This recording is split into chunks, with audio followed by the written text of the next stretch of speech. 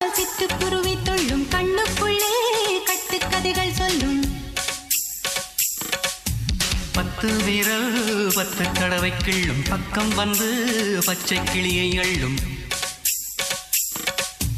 ராகங்களை கூறும் நல்ல ரசிகனையா நீதான் விரும்பும் ராகம் எந்த நாளிலுமே நீதான்